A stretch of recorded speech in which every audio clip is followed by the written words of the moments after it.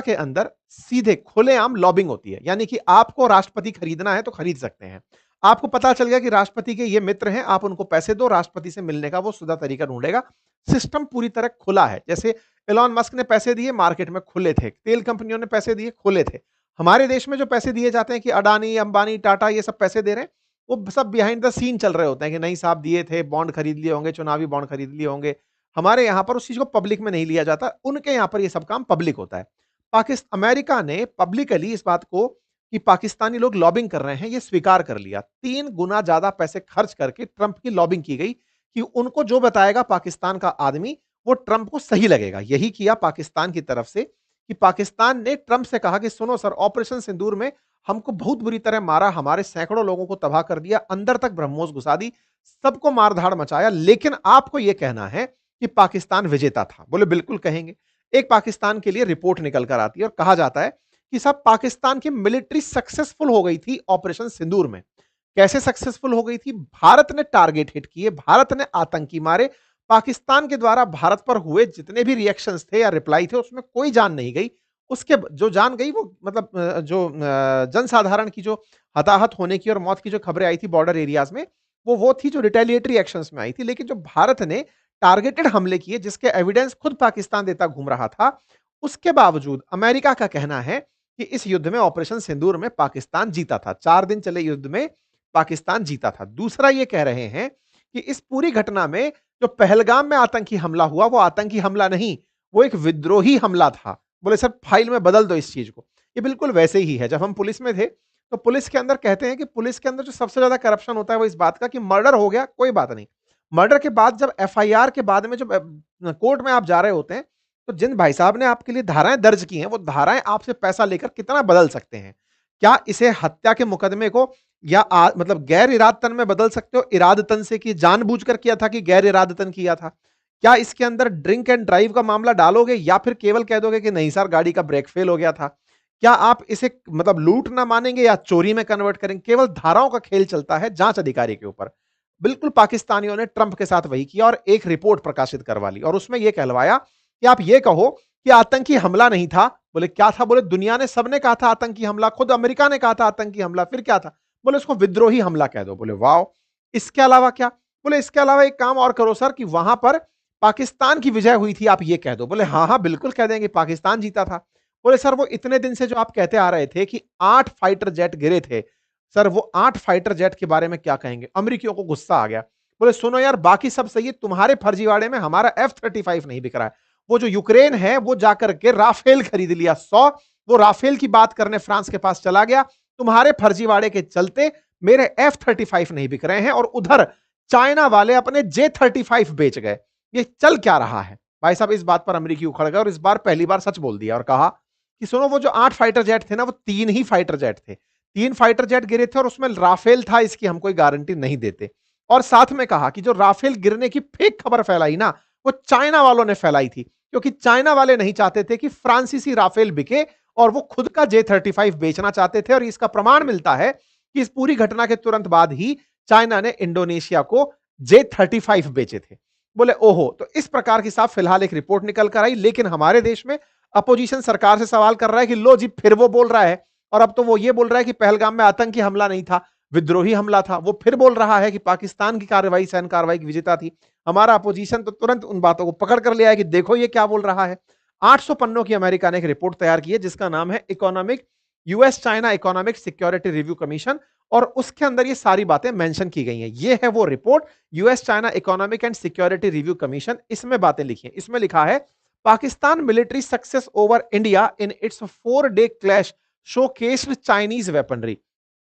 Chinese हथियारों का उपयोग करके पाकिस्तान ने भारत पर जीत प्राप्त की थी। यह बात इस रिपोर्ट में लिखी गई है। ये सब जानते हैं कि भारत के जो बम थे वो कितना पाकिस्तान के अंदर गिरे थे। आतंकियों के जनाजे हमने देखे, पाकिस्तानियों के वीडियो बनते हमने देखे। भारत ने जो मार्क करके बताए कि हम नूर खान बेस तक को उखाड़ कर चले आए, उसके बावजूद चाइनीज डिफेंस जो था उसको यहां पर जगह दी गई है कि पाकिस्तान उससे जंग लड़ा और उससे विजेता रहा।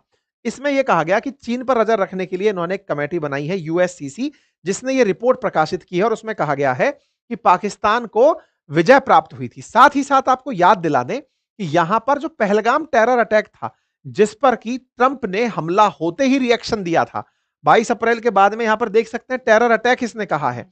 यहां पर इनकी जो 22 अप्रैल के दिन ही इनकी तरफ से जो स्पोक पर्सन निकल कर आती हैं, वो खुद कहती हैं कि ये टेरर अटैक था। एस जयशंकर साहब एस सेक्रेटरी रूबियो से बात करते हैं, वो इसे टेरर अटैक बोलते हैं।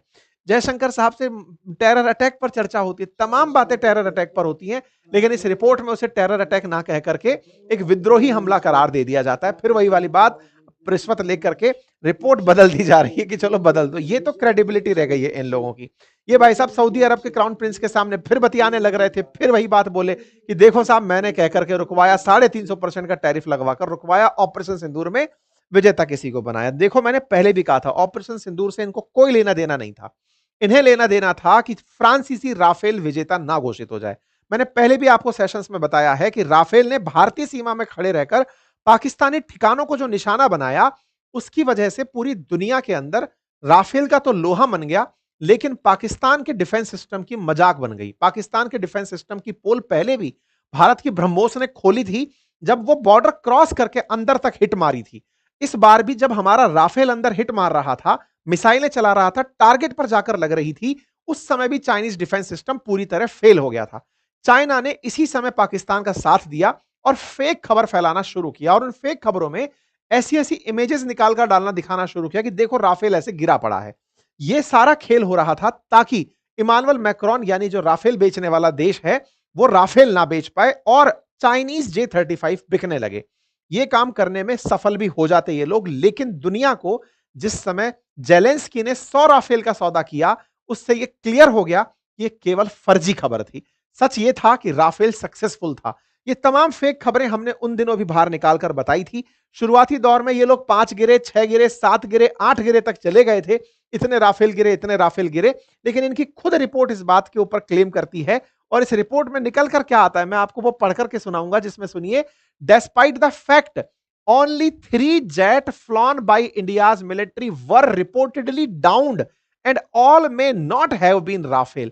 ये खुद इस बात को बोल रहे हैं कि देखो शुरुआत में ट्रंप खुद कई बार बोलते गए, 6 गिरे, 7 गिरे, 8 गिरे, 8 तक गिरा दिए थे ये, और इन्हीं की इस रिपोर्ट में लिखा हुआ आया है कि 3 ही फाइटर जेट गिरे थे और तीनों राफेल थे, इसकी कोई गारंटी नहीं है। ये इस बात पर खुद आ गए कि साहब राफेल का कोई अता पता नहीं है। फिर ये बोलते हैं according to French intelligence, China initiated a disinformation campaign to hinder sales of French Rafale in favor of its J-35, and it used fake social media account to propagate AI and video game images of supposed debris from the planes China's weaponry destroyed।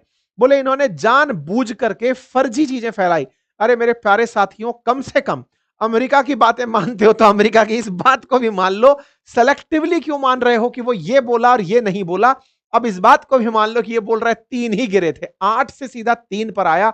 किस Trump पर विश्वास करेंगे जो खुद कह रहा है कि चाइना ने एआई जनित वीडियो बनाए थे? किस पाकिस्तान की फेक खबर पर विश्वास करेंगे? अब आप इसको भी अगर सुन रहे हो तो इस रिपोर्ट को ढंग से पढ़ लो, जिसमें यह बात निकल करके आई है।